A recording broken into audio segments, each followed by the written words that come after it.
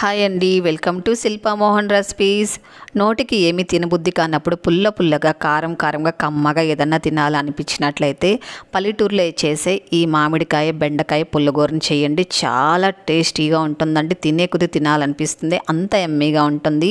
అలాగే తప్పకుండా లైక్ చేయండి. ఎలా చేయాలో చూద్దామో. ముందుగా స్టవ్ వెలిగించుకొని ఒక ప్యాన్ పెట్టుకొని 3 టేబుల్ స్పూన్లు ఆయిల్ వేసుకోవాలి. ఆయిల్ వేడెక్కిన తర్వాత ఆవాలు, మినపప్పు, అలాగే కొద్దిగా పచ్చనిపప్పు, ఒక 1/2 టీ స్పూన్ జీలకర్ర, అలాగే ఒక 1/2 టీ స్పూన్ మెంతులు వేసుకొని వీటిని మాడిపోకుండా వేయించుకోవాలండి. ఇలా వేగిన తర్వాత సన్నగా కట్ చేసుకున్న ఉల్లిపాయ ముక్కలు వేసుకోవాలి. అలాగే కారం ఎంత కావాలో అన్ని పచ్చిమిరపకాయలు ఇలా కట్ చేసుకొని వేసుకోవాలి.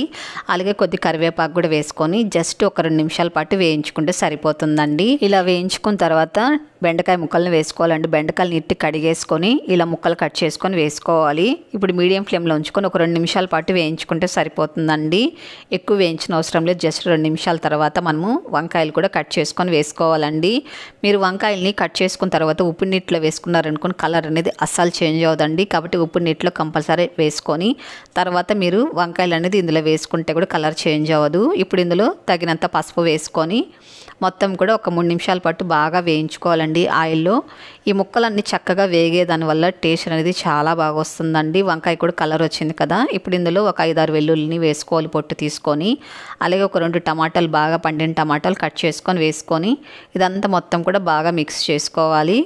ఇలా మిక్స్ చేసుకున్న తర్వాత మనము సిమ్లో ఉంచుకొని మూత పెట్టుకొని మినిమం అంటే ఒక 2 నిమిషాల పాటు మగ్గించుకోవాలండి. మధ్యలో కూడా మనం మూత తీసుకుంటూ కలుపుకుంటూ మగ్గించుకోవాలి. చూడండి, బాగా ఒక 3 నిమిషాలు పెట్టానండి నేను. బాగా మెత్తగా అయిపోయింది టమాటా ముక్కలు కూడా.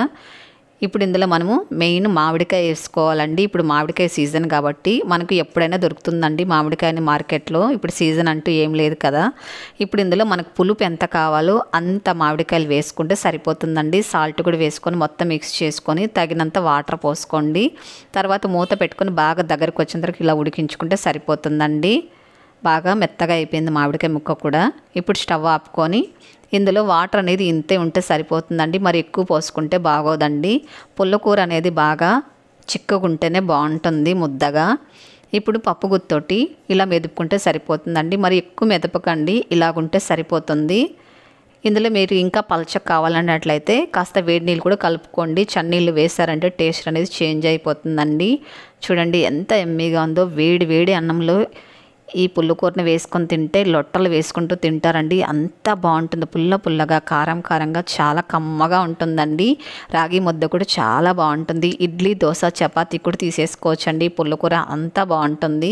ఒక్కసారి ట్రై చేయండి. అలాగే మీ ఇంట్లో మామిడికాయలు లేనట్లయితే కంపల్సరీ మీరు చింతపండుతో కూడా చేసుకోవచ్చండి. టేస్ట్ అనేది ఏమి చేంజ్ అవ్వదండి. చాలా బాగుంటుంది. నచ్చింది కదా, లైక్ చేయండి, షేర్ చేయండి.